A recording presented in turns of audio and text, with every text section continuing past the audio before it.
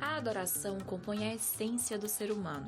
Para comprovar isso, basta voltarmos os olhos na história e percebermos que o ato de adorar algo ou alguém está presente desde povos muito antigos até os dias de hoje.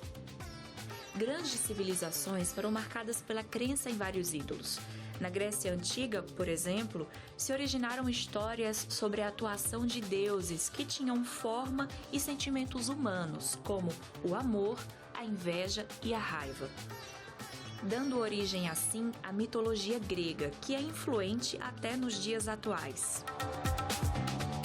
Já os egípcios costumavam adorar diversas divindades. Algumas delas eram forças da natureza e animais. Inclusive, na Bíblia encontramos alguns relatos sobre a religiosidade egípcia.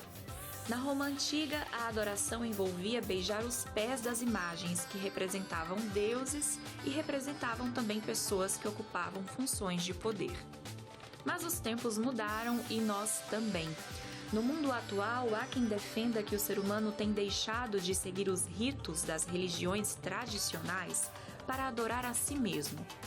Em vez de se curvar a uma divindade, seja ela visível ou invisível, a humanidade agora entende que Deus está dentro de cada um.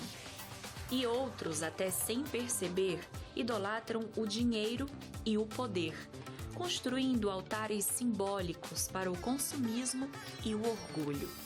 E você, sabe a quem ou o que adora? Gostaria de identificar qual é o seu alvo de adoração? E quais são os perigos da adoração moderna? Eis que vem dias, diz o Senhor Jeová, em que enviarei fome sobre a terra, não fome de pão, nem sede de água, mas de ouvir a palavra do Senhor. Jesus respondeu, está escrito, nem só de pão viverá o homem, mas de toda palavra que sai da boca de Deus. Está escrito, apresentado por Joel Flores. Qual é o perigo da idolatria? Esse é o nosso tema de hoje. Seja muito bem-vindo a seu programa Está Escrito. Prazer estar mais uma vez aqui juntos para compartilhar esperança, as promessas que Deus tem para a nossa vida, para juntos crescer na força, na fé, mas sobretudo em Deus. Uma alegria saudar você que está ali do outro lado da tela e que alegria, a verdade, ter esse momento tão especial. Abraço e carinho para você, quero que você saiba que sempre está em minhas orações. E eu estou orando por você ainda quando não conheça, ainda quando não saiba o seu nome, mas eu sempre estou orando para que Deus possa te abençoar. E eu oro para o Senhor que possa abençoar toda a família, toda pessoa que está sempre acompanhando o programa. Assim que você, neste momento, sinta-se abençoado e hoje juntos vamos a pedir também a bênção de Deus através da sua palavra, que vai preencher nosso vazio, vai encher nosso coração de esperança. E falando sobre a palavra de Deus, eu quero oferecer para você um curso bíblico muito importante chamado Jesus Restaurador da Vida. Através desse curso você vai compreender muito melhor muitos temas importantíssimos para que você possa ter um melhor relacionamento com Deus. Lembre sempre você que enquanto você tenha maior conhecimento da palavra de Deus, você vai ter um melhor relacionamento com Ele. Ou seja, maior conhecimento de Deus através da sua palavra, melhor relacionamento com Ele. Porque você vai conhecer muito melhor o amor de Deus, o caráter de Deus, quem é Deus e como você pode se relacionar com Ele. Você pode pedir esse curso bíblico através do nosso WhatsApp, que é 12 982 444 449. Está aparecendo aqui na tela. Ou também pode ligar ali para nosso telefone, operadora 12 21 27 31 21. Em horário comercial, claro, tá bom? Nesse horário você pode ligar. Se não, você pode também fazer uma mensagem para nós através do nosso WhatsApp, mandar uma mensagem e nós enviaremos até a sua casa esse curso bíblico totalmente grátis. É de graça para você. Vamos abrir a Bíblia, porque hoje temos um tema super importante, muito importante. Vamos para o livro de Deuteronômio, capítulo 6, e vou ler apenas o verso 4 e o verso 5. Diz assim: Ouve Israel. Aqui você pode colocar o seu nome. Eu não sei qual é o seu nome. Rodrigo, Pedro, você pode chamar João, Maria, Helena, Lilian, não sei, mas diz assim: Ouve Israel. Aqui você pode colocar o seu nome. Diz assim: o Senhor, o teu Deus, é único. E o verso 5 diz assim: Amarás, pois, o Senhor teu Deus de todo o teu coração, de toda a tua alma e de toda a tua força. Olha só, Deus não aceita amor à metade. Deus quer o 100% da sua alma. Quando fala da alma, está falando do ser humano inteiro, o ser humano completo. Seus sentimentos, suas emoções, suas atividades, seus pensamentos. Ama o Senhor teu Deus com todo o teu coração. Coração é o assento das emoções. Ama o teu Senhor com tua mente. Ama teu Senhor com toda a tua alma, com toda a tua força. Ama a Deus completamente. Muito bem. Como eu sei que posso amar a Deus completamente? Vamos para o livro de Mateus, capítulo 6, o verso 33. Jesus está falando aqui, no sermão da montanha, no sermão do monte, ele diz assim: Buscai, pois, em primeiro lugar a Deus, o seu reino e a sua justiça, e todas estas coisas vos serão acrescentadas. Quais coisas? Você lê para os versos anteriores, você vai ver que tem um Deus informado, um Deus que sabe sua preocupação, um Deus que sabe seu problema, um Deus que cuida de você. Então, se você pensa ter o controle de tudo, nunca vai ter, porque tem coisas que você não pode ter controle. Mas se você busca primeiro o reino de Deus e sua justiça, todas as outras coisas que você procura na vida, Deus vai colocar no seu devido tempo. Muito bem, ou seja, Deus é o único que merece todo o nosso amor, nossa atenção, porque Ele nunca falhará. E só Ele deve ocupar o primeiro lugar em nossa vida. Você está entendendo bem? Ou seja, não há negociação. Você não pode adiar o relacionamento com Deus, a busca de Deus para depois, logo, o próximo ano, ou ao começar o dia, quando você acorda, quando você abre os olhos, não pode negociar sua fé, ou sua comunhão com Deus, ou sua busca a Deus para outro momento. Deus tem que ser o primeiro e ponto. Tá bom? Não tem desculpa. Bom, mas por quê? Porque aquilo que é colocado no lugar de Deus se torna um ídolo. E nós nos tornamos idólatras quando colocamos a Deus para um segundo plano, o segundo lugar. E você sabia que o pecado mais condenado por Deus e mais acariciado pelo homem é a idolatria? Vou repetir que isso é muito importante. O pecado mais condenado por Deus e mais acariciado, mais querido, mais amado pelo homem é a idolatria. E que coisa é a idolatria? A idolatria é adorar o que deve ser usado e usar o que deve ser adorado. Por exemplo, tem muitas pessoas que simplesmente se aproximam de Deus para pedir, ou seja, usam a Deus. Oh, Senhor, eu quero bênção, eu quero sair das dívidas, eu quero. Tudo bem, você simplesmente se aproxima a Deus só para pedir, não para adorar. Ou seja, Deus é como um bombeiro. Simplesmente quando você tem emergência, você procura Ele. Deus é como um médico. Simplesmente quando você está doente, procura Deus. Deus se torna para muitas pessoas como alguém para emergência. E não é assim. Você sabia que todos nós nascemos com a necessidade de adorar? Sabe que uma coisa que o pecado não conseguiu apagar, eliminar do nosso coração, é o que Deus colocou ali, o vazio, e também Deus colocou ali a urgência que tem o ser humano, a necessidade que tem o ser humano de adoração. Mas também você sabe que Satanás quer ser adorado. Ele procurou ser adorado desde o céu. Por isso a batalha lá no céu é porque ele procurava adoração, que simplesmente pertencia a Deus. Tanto é a sua necessidade do diabo de ser adorado, que inclusive lá no deserto da tentação, o Satanás diz para Jesus: se você me adora, eu darei tudo. Olha só. Mateus capítulo 4, a partir do verso 8, verso 10, Satanás quer receber inclusive a adoração de Jesus. E hoje Satanás continua fazendo a mesma oferta, a mesma proposta para todo mundo. Você me adora, eu dou tudo o que você quiser. Que coisa você quer? Prazer? Você que coisa quer? Dinheiro? Você que coisa quer? Tudo o que você quiser. Mas eu quero que você me adore. E o diabo colocou muito ídolo na vida. Você sabe que um ídolo é aquilo que está entre Deus e o homem. É isso um ídolo. Um ídolo é aquilo que está entre Deus e o homem. Um ídolo é qualquer coisa em nossa vida que ocupa o lugar que Deus deveria ocupar.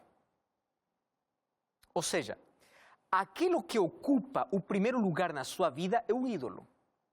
Mas por que aquilo que ocupa o primeiro lugar? Porque aquilo que ocupa o primeiro lugar é aquilo que controla a sua vida.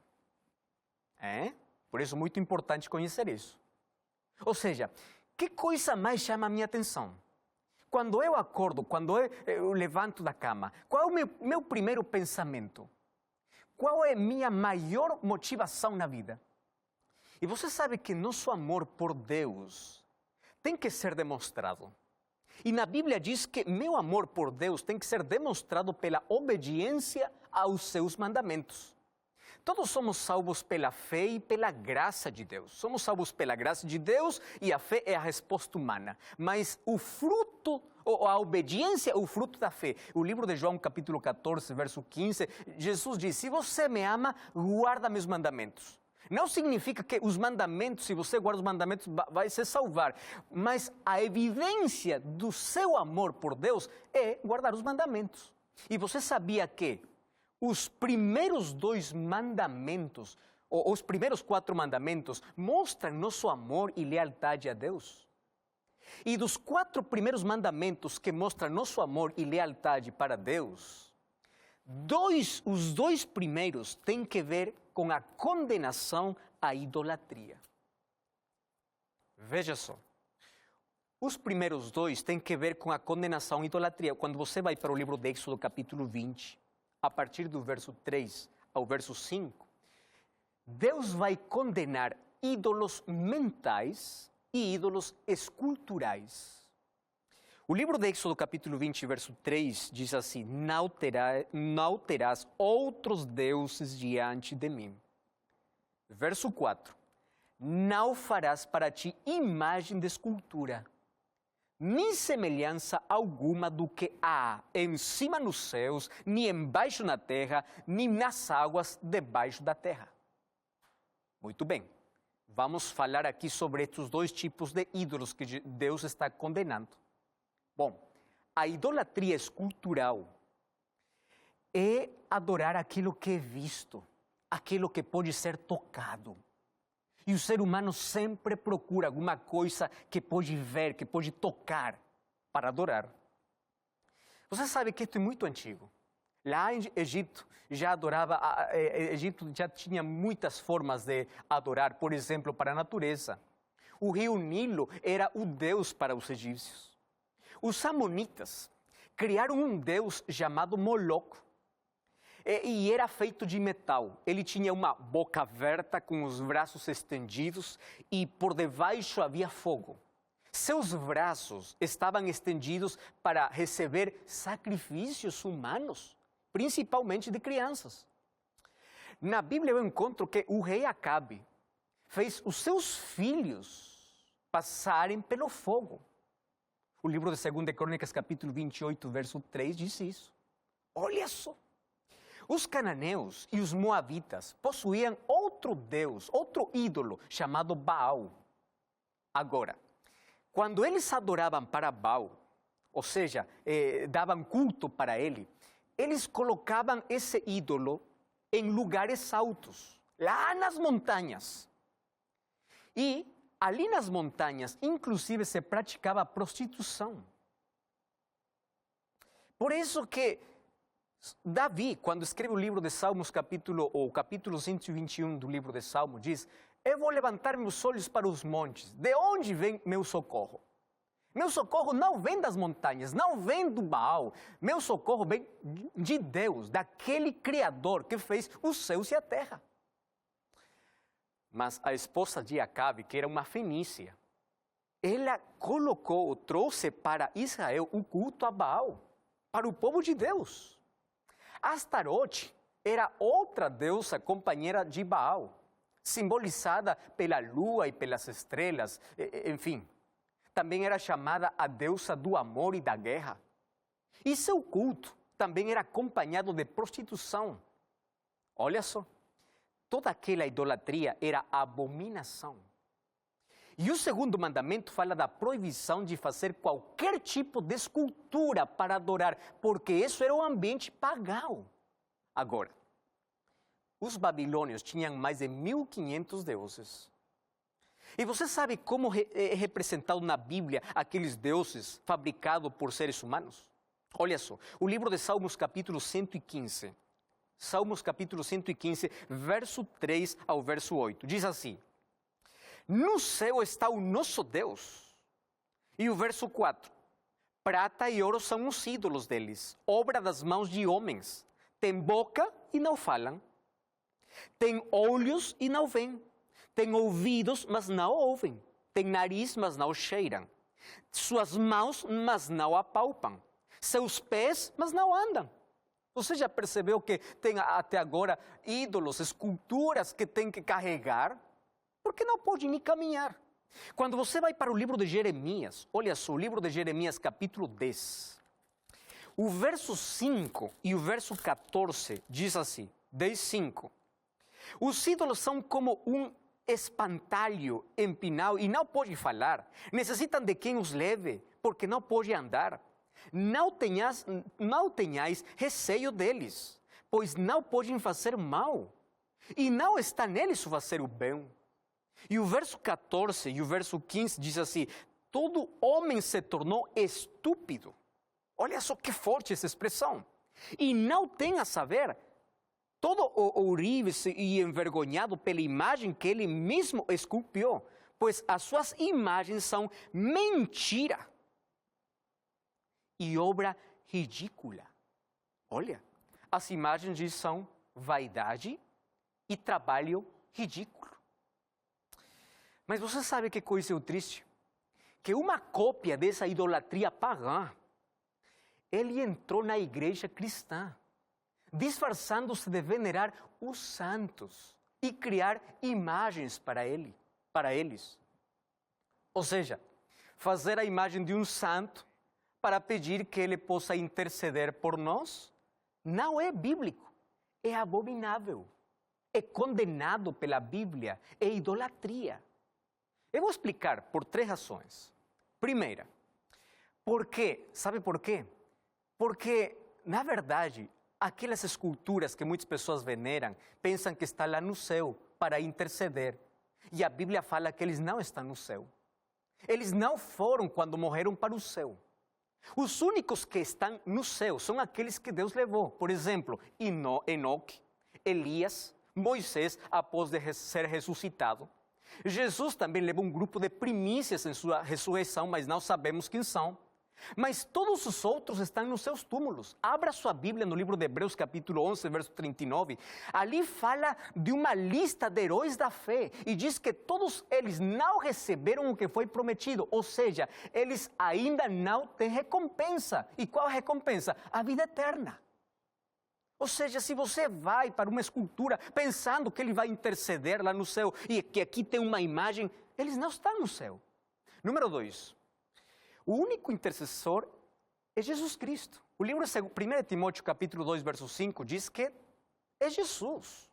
Não é João, não é o apóstolo Paulo, não é Maria, não. Inclusive o apóstolo Paulo, antes de morrer, ele escreveu para Timóteo, no livro de 2 Timóteo capítulo 4, verso 7 e verso 8, ele diz assim: eu vou morrer, mas a coroa da vida Deus vai me dar junto a todos aqueles que amam a sua vinda, mas naquele dia, ou seja, quando Jesus voltar. Ele não diz: Timóteo, olha, eu vou para o céu, vou desfrutar da minha recompensa e dali vou interceder por você. Ele não diz assim. Leia você, 2 Timóteo capítulo 4, verso 7 e verso 8. E número 3, nem mesmo os anjos recebem veneração ou adoração. Um dia o apóstolo João se ajoelhou diante de um anjo. E o livro de Apocalipse, capítulo 19, verso 10, o anjo lhe diz: não faça isso. Olha, se um anjo não quer que um ser humano se ajoelhe, quanto menos um ser humano que, pela graça de Deus, encontrou salvação em Jesus Cristo. Mas muitos baseiam sua crença em imagens de veneração, porque diz o santuário terrestre tinha algumas imagens. Mas devemos diferenciar entre imagens que serviam como símbolos para ilustrar, mas não para adorar. Eu quero que você faça essa diferença. Por exemplo, um dia Deus pediu a Moisés que levantasse uma serpente no deserto. E todos aqueles que eram atacados por serpentes venenosas olhavam para a serpente e então eles viviam. Mas essa serpente que levantou Moisés era um símbolo de Cristo e eles entenderam isso. Mas quando a serpente, que era um símbolo, se tornou em um ídolo de veneração, foi destruído. Você sabe que isso está na Bíblia? O livro de 2 Reis, capítulo 18, o verso 4, diz que Ezequias destruiu inclusive a serpente que Moisés havia levantado, porque os israelitas estavam fazendo dela um lugar santo, ou seja, idolatrando, idolatria. Se você percebe na Bíblia, dos 10 mandamentos, dois mandamentos foram eliminados. Sabe quais são esses 2 mandamentos? O segundo, que diz: não te farás imagens. E o quarto, que diz: lembra-te do sábado. E se você percebe, os 2 mandamentos têm que ver com adoração.